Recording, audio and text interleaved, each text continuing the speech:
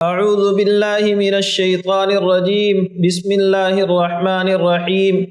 الحمد لله رب العالمين الرحمن الرحيم مالك يوم الدين إياك نعبد وإياك نستعين اهدنا الصراط المستقيم صراط الذين أنعمت عليهم غير المغضوب عليهم ولا الضالين آمين۔ قرآن کریم اللہ رب العزت کا وہ کلام جو اللہ نے اپنے حبیب حضرت محمد الرسول اللہ صلی اللہ علیہ وسلم پر نازل فرمایا، اللہ کا وہ کلام، اللہ کا وہ پیغام، اللہ کے وہ احکام جو اللہ نے اس پوری امت کو عطا فرمائے اپنے حبیب صلی اللہ علیہ وسلم کے واسطے سے۔ اللہ رب العزت کا یہ کلام آپ پر نازل ہوا 23 سال کی مدت میں، آہستہ آہستہ ضرورت کے مطابق۔ قرآن اللہ تعالیٰ نے نازل فرمایا سب سے پہلے آسمان دنیا پر لوح محفوظ سے، اس کے بعد آپ علیہ السلام پر نازل ہوتا رہا۔ جس آیت کی جب ضرورت پڑی، جس صورت کی ضرورت پڑی، کبھی کوئی صورت، کبھی کوئی آیت، کبھی چند آیتیں، اس طریقے سے اللہ تعالیٰ نازل فرماتا رہا۔ اللہ کے رسول پر قرآن کریم جس ترتیب سے نازل ہوا وہ یہ ترتیب نہیں تھی، بلکہ اس ترتیب میں آپ کو معلوم ہے کہ سورۃ العلق کی شروع کی 5 آیتیں اقرأ بسم ربک الذی خلق سے جو شروع ہوتی ہیں وہ سب سے پہلے نازل ہوئی، اور اس کے بعد ایک زمانے تک ایک وقفہ رہا، قرآن کے کوئی آیت اب نازل نہیں ہوئی۔ جب کچھ وقت گزرا اس کے بعد سورۃ المدثر، سورۃ المزمل کی کچھ آیتیں نازل ہوئی، پھر کچھ وقت گزرا تو اللہ تعالیٰ نے ایک ساتھ پوری کی پوری جو سورت سب سے پہلے نازل فرمائی وہ یہ سورۃ الفاتحہ ہے۔ سورۃ الفاتحہ یہ قرآن کریم کی سب سے پہلی سورت اس وجہ سے ہے کہ سب سے پہلے مکمل سورت نازل ہوئی ہے اس ترتیب میں جس کو ہم ترتیب نزولی کہتے ہیں، اور قرآن کریم کی ایک ترتیب یہ ہے جس کو ہم ترتیب وضعی کہتے ہیں، ترتیب مصحفی کہتے ہیں، یعنی وہ ترتیب جو ابھی ہمارے سامنے ہے۔ ترتیب نزولی بھی اللہ کی طرف سے مقرر ہے، حضرت جبرائیل اسی کے مطابق قرآن کو نازل کرتے تھے، لے کر کے تشریف لاتے تھے، اور ترتیب مصحفی یا ترتیب وضعی بھی اللہ کی طرف سے مقرر ہے۔ اللہ کے رسول صلی اللہ علیہ وسلم پر جب کوئی آیت نازل ہوتی، کوئی سورت نازل ہوتی، تو آپ ان حضرات صحابہ میں جو لکھنا جانتے تھے اور اللہ کے رسول کی طرف سے قرآن کے لکھنے پر مقرر تھے، جو صحابی موقع پر موجود ہوتا ان کو بلاتے اور بلا کر کے فرماتے اس سورت کو فلاں سورت کے بعد اور فلاں سورت سے پہلے لکھو، یا اس آیت کو فلاں سورت کی فلاں آیت کے بعد اور فلاں آیت سے پہلے لکھو۔ تو غرض یہ کہ ہر سورت، ہر آیت ہمارے سامنے بالکل اسی ترتیب پر موجود ہے جو اللہ نے چاہی تھی، یعنی یہ ترتیب بھی اللہ کی طرف سے مقرر ہے۔ تو قرآن کی ترتیبیں دو، ایک ترتیب نزولی جس کے مطابق قرآن نازل ہوا، ایک ترتیب وضعی جس شکل میں قرآن ہمارے پاس موجود ہے۔ چونکہ ہم قرآن کو اسی ترتیب پر پڑھتے ہیں تو اس ماہ مبارک رمضان المبارک کے اس مقدس مہینے میں ہم کوشش کریں گے کہ قرآن کی اسی ترتیب کے مطابق ہم ایک مرتبہ خلاصے کے طور پر پورے قرآن کو سامنے رکھ سکیں۔ قرآن ہم سے کیا چاہتا ہے، قرآن ہمیں کیا کہتا ہے،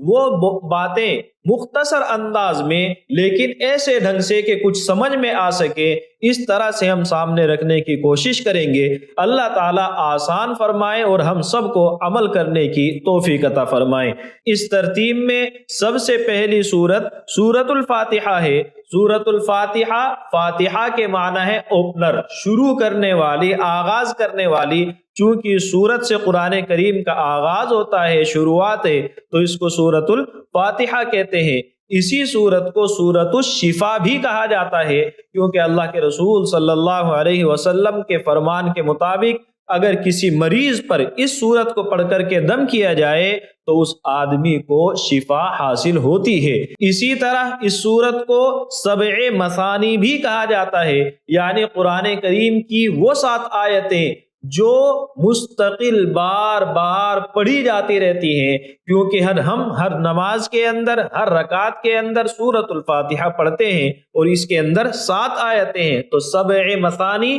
وہ 7 آیتیں جو بار بار پڑھی جاتی ہیں۔ اسی طرح اس سورت کو ام الکتاب بھی کہا جاتا ہے، پورے قرآن کریم کا خلاصہ۔ قرآن کریم بنیادی طور پر 3 چیزوں سے بات کرتا ہے، ایک اللہ کی توحید پر ایمان لانا، اللہ کے رسول پر ایمان لانا، آپ کی رسالت کو ماننا اور آخرت کو ماننا۔ سورۃ الفاتحہ میں اللہ کی ذات اور اللہ کی صفات کا تذکرہ ہے تاکہ بندہ اللہ کی ذات پر ایمان لائے، اس کی صفات کو سمجھ کر اس کی توحید تک پہنچے۔ سورۃ الفاتحہ میں مالک یوم الدین ہے، قیامت کے دن پر ایمان لانے کا تذکرہ ہے۔ اسی سورت کے اندر اہدنا الصراط المستقیم صراط الذین انعمت علیہم، یہ آیتیں ہیں جو اللہ کے رسول کی رسالت کو ہمیں سمجھاتی ہے، کیونکہ ہدایت وہی ہے جو اللہ کے رسول نے دی ہے۔ تو پورے قرآن کا جو اصل خلاصہ ہے وہ اللہ نے اس سورت میں نازل کیا ہے، اور اس کے علاوہ بہت سے مضامین اس سورت کے اندر چھپے ہوئے ہیں۔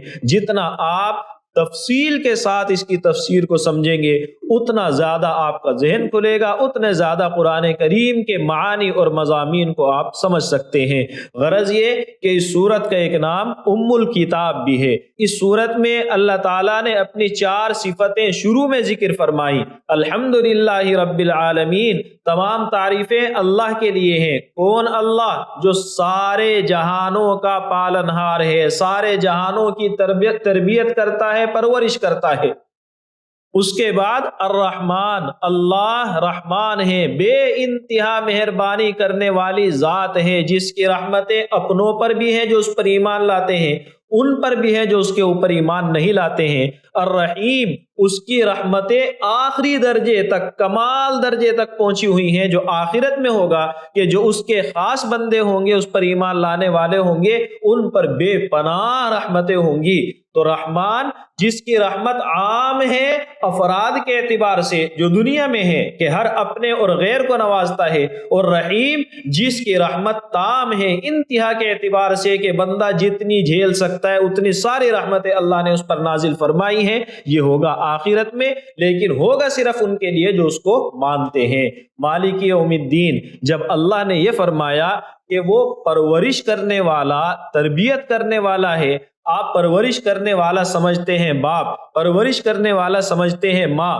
تو یہ ماں اور باپ ہماری ہر غلطی کوتاہی کو نظر انداز کر دیتے ہیں، ہمیں سزا بہت کم دیتے ہیں، انجام ہمیں پتہ ہوتا ہے کہ بخشش اور مغفرت تو ہے ہی ہے، رحمت تو ماں باپ کی ہے ہی۔ اس لیے بندہ جب دیکھے گا کہ اللہ رب ہے، پرورش کرنے والا ہے، تو ذہن میں خیال آ سکتا ہے میں اچھا کروں برا کروں نوازا جاؤں گا، تو اللہ نے کہا نہیں، اچھا کرے گا برا کرے گا وہ حساب لے گا۔ مالک یوم الدین، وہ بدلے کے دن کا مالک ہے، حساب لے گا۔ اگر اعمال اچھے رہے، آپ اس پر ایمان لانے والوں میں شامل رہے تو نوازے گا، اتنا نوازے گا کہ کوئی اس سے پوچھنے والا نہیں ہے، کیونکہ وہ مالک ہے۔ اور اگر آپ اس کے تقاضوں پر پورا نہیں اترے، آپ کو اٹھا کر جہنم میں پھینک دے گا، اب اس سے کوئی حساب لینے والا نہیں ہے، کیونکہ وہ مالک ہے۔ تو بدلے کے دن کا مالک ہے، جو بندہ اس کا ہو جائے، بے فکر ہو جائے کہ وہ مالک ہے، جو چاہے جتنا چاہے دے گا، اور جو اس کا نہیں ہوا، اس کا دشمن بن گیا، اس کا مخالف ہو گیا، اس کو اپنی فکر کرنی چاہیے کہ وہاں وہ اکیلا مالک ہے، کوئی اس کا سامنا نہیں کر سکتا ہے۔ ایاک نعبد و ایاک نستعین، اے اللہ ہم تیری ہی عبادت کرتے ہیں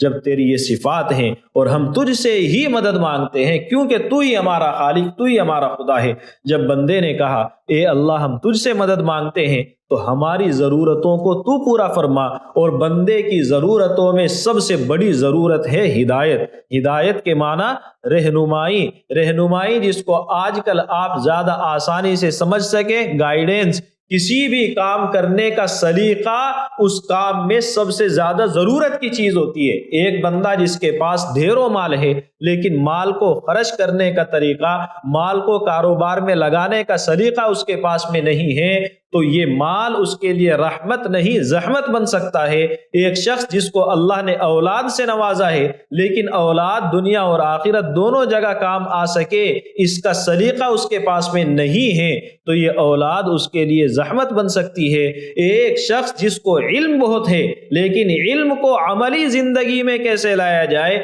اس علم کو دوسرے لوگوں کی رہنمائی کا ذریعہ کیسے بنایا جائے، یہ سلیقہ اس کے پاس میں نہیں ہے تو یہ علم، یہ مال، یہ اولاد ساری چیزیں پریشانی پیدا کریں گی، پریشانی کا ذریعہ بنیں گی۔ کس وجہ سے؟ صحیح رہنمائی نہ ہونے کی وجہ سے۔ تو اے اللہ ہمیں اپنی ذات تک پہنچنے کے لیے، اپنی رحمتوں کا حقدار بننے کے لیے رہنمائی تو عطا فرما، اور وہ کیا ہے کہ سیدھا راستہ ہمیں عطا فرما۔ صحیح راستہ کام کرنے کا صحیح طریقہ مجھے آتا ہے، میں صحیح کر رہا ہوں، ہر شخص کے ذہن میں آ سکتا ہے میں ہی صحیح ہوں۔ آپ آج بھی غلطی کرنے والوں کو دیکھتے ہیں تو ہر آدمی کہتا ہے میں صحیح ہوں، تو کون صحیح ہے کون غلط اس کی پہچان کرتا ہے وہ شخص جو اس کام کا ماہر ہو، جو اس کام کو سمجھتا ہو۔ اور ہمارے بارے میں ہماری حقیقت کو اللہ سے زیادہ کون جان سکتا ہے؟ اس لیے اللہ نے کہا کہ مجھ سے سیدھا راستہ جب مانگو تو یہ مانگنا ان لوگوں کا راستہ عطا فرما جن پر تیرا انعام ہوا ہے۔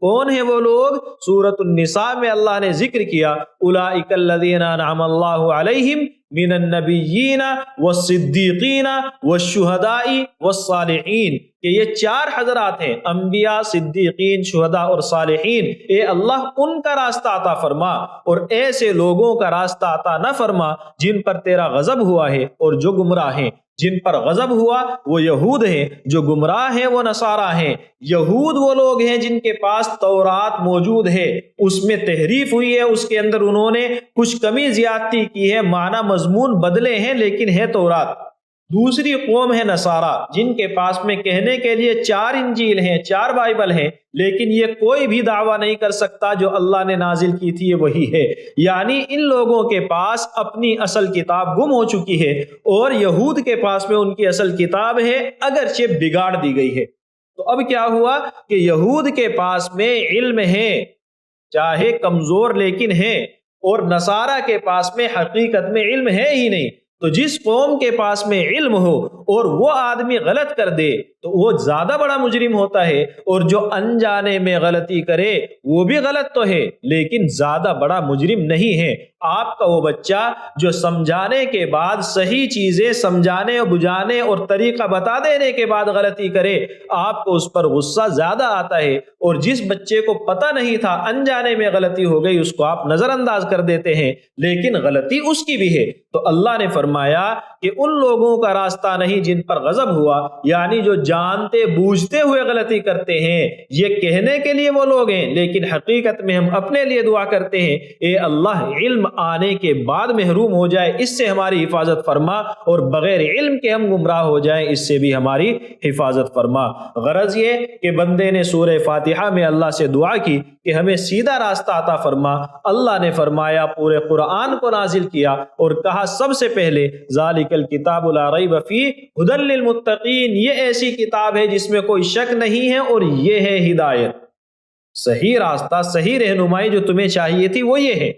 لیکن جب کوئی حق بات، کوئی صحیح کلام، کوئی صحیح گائیڈنس آتی ہے تو کچھ لوگ ہوتے ہیں جو اس کو دل سے قبول کرتے ہیں، کچھ ہوتے ہیں جو سامنے سے کہہ دیتے ہیں ہم نہیں مانتے، کچھ وہ ہوتے ہیں جو ظاہر کرتے ہیں کہ ہم مان رہے ہیں لیکن حقیقت میں مانتے نہیں ہیں۔ اس لیے 3 قسم کے لوگ ہو گئے، ان تینوں کا تذکرہ اللہ نے کیا، لیکن ماننے والوں کو سب سے پہلے ذکر کیا کہ اس ہدایت کو مانیں گے وہ، اس ہدایت سے فائدہ ہوگا ان لوگوں کو جن میں 5 خوبیاں ہوں گی۔ پہلی خوبی یہ ہوگی کہ یؤمنون بالغیب، وہ بن دیکھے محض اس وجہ سے ایمان لے آئیں گے کہ ایسے نبی نے ان کو خبر دی ہے جس کی نبوت ثابت ہے۔ جب ایک آدمی کی سچائی، امانت داری، اس کا نبی ہونا ثابت ہو گیا تو اب چونکہ اس نبی نے ہمیں بتایا ہے، ہم نے اپنی آنکھوں سے دیکھا کہ نہیں دیکھا فرق نہیں پڑتا، نبی نے بتایا ہے تو وہ مان لیتے ہیں۔ کیا مان لیتے ہیں؟ کہ اللہ ایک ہے، اللہ کے رسول بہت سارے ہیں، اور حضرت محمد صلی اللہ علیہ وسلم اللہ کے رسول ہیں، قرآن اللہ کی کتاب ہے، اس کے علاوہ بھی اللہ نے کتابیں نازل کی ہیں۔ ایک دن قیامت آئے گی، ایک دن اللہ کو حساب دینا ہے، اللہ کے بہت سارے فرشتے ہیں، ہمارے ساتھ جو اچھا اور برا ہوتا ہے سب اللہ کی طرف سے طے ہے۔ جو آدمی ان چیزوں کو یا جو باتیں اللہ کے رسول نے بتائی ہیں ان باتوں کو محض اللہ کے رسول پر اعتماد کر کے دل کے یقین کے ساتھ مان لیتے ہیں تو پہلی خوبی کہ بن دیکھے ایمان لاتے ہیں، نماز قائم کرتے ہیں۔ جب آپ صحیح معنی میں نماز ادا کریں گے تو یہ نماز آپ کو اچھائی اور برائی کا فرق سکھا دے گی اور صحیح راستے پر چلنا آسان کر دے گی۔ وَمِمَّا رَزَقْنَاهُمْ يُنْفِقُونَ،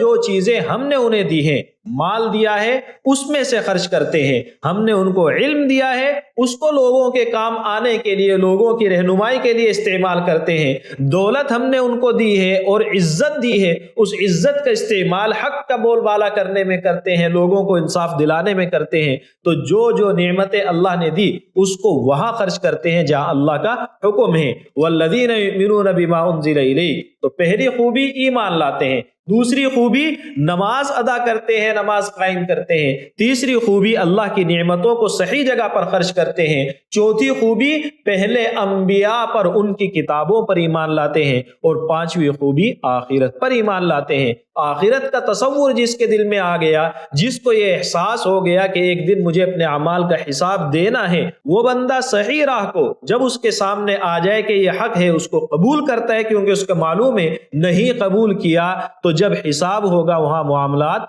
پھنس جائیں گے۔ تو جس شخص میں یہ پانچ اوصاف آ جائیں، اولئک علی ھدی من ربہم، یہ وہ لوگ ہیں جو اپنے رب کی طرف سے ہدایت پر ہیں۔ جس ہدایت کی تم نے دعا کی، جو ہدایت اللہ نے تمہیں عطا کی، وہ ہدایت انہیں ملی۔ ایمان لانے والے، نماز قائم کرنے والے، مال خرچ کرنے والے، نعمتوں کو صحیح جگہ پر استعمال کرنے والے، انبیاء سابقین پر، پہلے نبیوں پر ایمان لانے والے، ان کی کتابوں پر ایمان لانے والے، آخرت پر ایمان لانے والے، یہ ہدایت یافتہ ہیں اور یہی حقیقت میں کامیاب ہیں۔ اس کے بعد تذکرہ ہے ان لوگوں کا جو سرے سے ایمان نہیں لائے، اس کے بعد تذکرہ ہے ان لوگوں کا جو نہ ادھر کے ہیں نہ ادھر کے ہیں۔ وہ کون ہیں؟ منافقین ہیں۔ منافقین کی 5 صفات اللہ نے یہاں پر ذکر کی ہیں کہ یہ 5 برائیاں، 5 اوصاف ان میں خاص طور سے ہیں۔ پہلا کہ زبان سے دعویٰ کرتے ہیں ایمان رکھتے ہیں، حقیقت میں دل میں کفر چھپا رکھا ہے۔ پہلے لوگ جو سرے سے صاف منع کر رہے ہیں وہ زبان سے تو جھوٹا دعویٰ نہیں کرتے،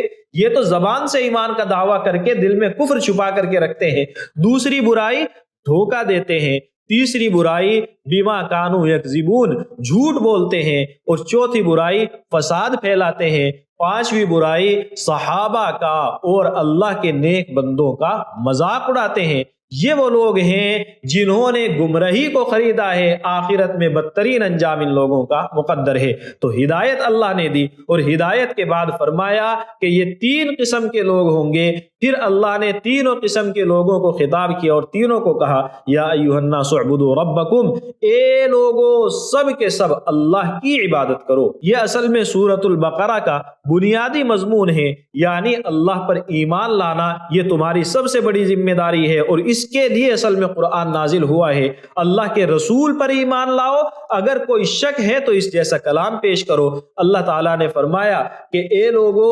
شیطان تمہارا پیدائشی دشمن ہے۔ جو ہدایت اللہ نے تمہیں دی، جس عبادت کا اللہ نے حکم دیا، اللہ نے آدم علیہ السلام کے پیدا ہوتے ہی ان کو اس راستے پر لگا دیا تھا، لیکن اسی وقت سے شیطان تمہارے پیچھے پڑ گیا، اب وہ تمہیں صحیح راستے پر رہنے نہیں دے گا، عبادت میں رکاوٹیں ڈالے گا۔ اس لیے اگر اس کی چال بازیوں سے بچ گئے تو کامیابی ملے گی، اور اگر پھنس گئے تو تم سمجھو دشمن کی جھولی میں خود جا کر پھنسے ہو، اور یہ دشمن تمہارا بھی دشمن، اللہ کا بھی دشمن، اور دشمن کے ساتھ جو کچھ ہوتا ہے پھر تمہارے ساتھ میں بھی وہی ہوگا۔ اللہ نے فرمایا یا بنی اسرائیل اذکروا نعمتی التی انعمت علیکم،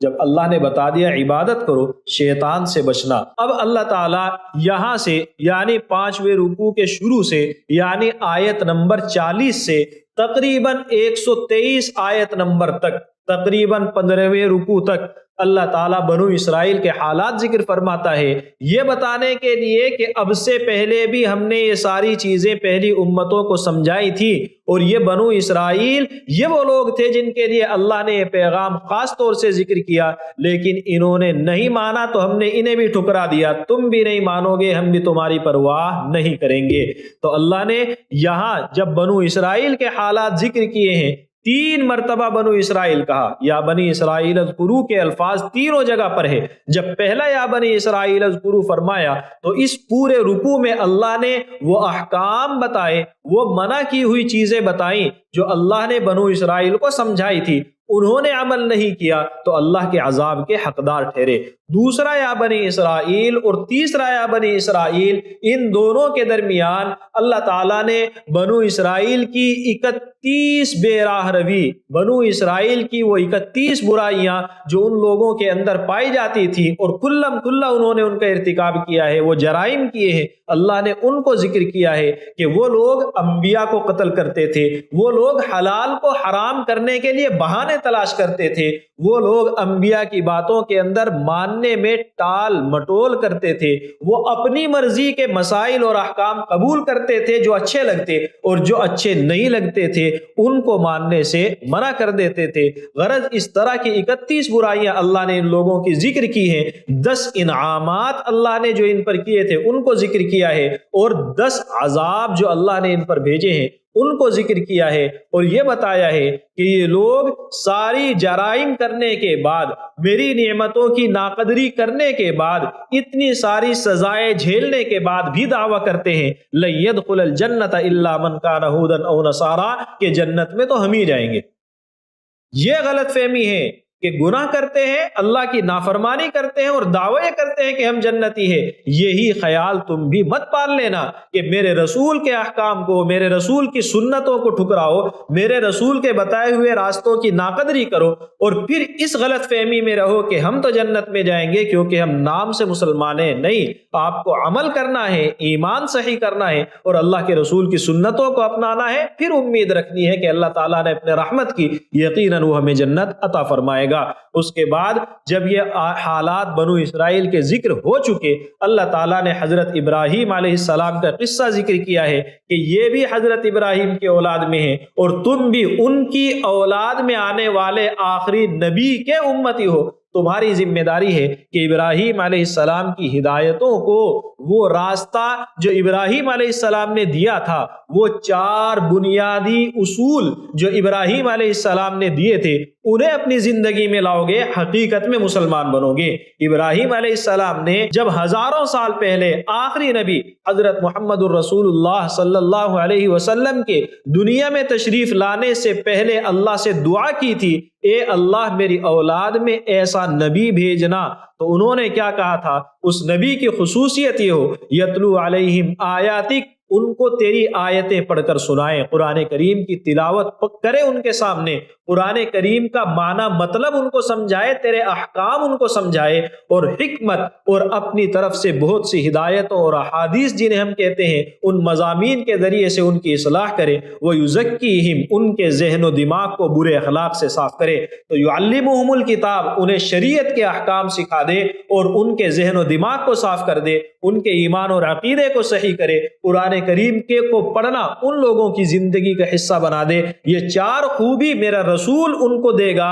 اور یہ 4 خوبی کا حامل وہ خود ہوگا، ایک تلاوت، دوسرے کتاب یعنی اللہ کے احکام کی تعلیم، اور تیسری چیز اللہ کے رسول کے فرمان اور احادیث کی تعلیم، اور چوتھی تزکیہ نفس یعنی ان کا دل و دماغ صاف کر دے۔ جب ابراہیم علیہ السلام کی مانگی ہوئی اور ذکر کی ہوئی یہ 4 خوبیاں اللہ نے ذکر کی تو فرمایا وَمَن يَرْغَبُ عَن مِّلَّةِ إِبْرَاهِيمَ إِلَّا مَن سَفِيَ نَفْسَهُ، اس طرح کے جامع اصول سے کون ہٹے گا؟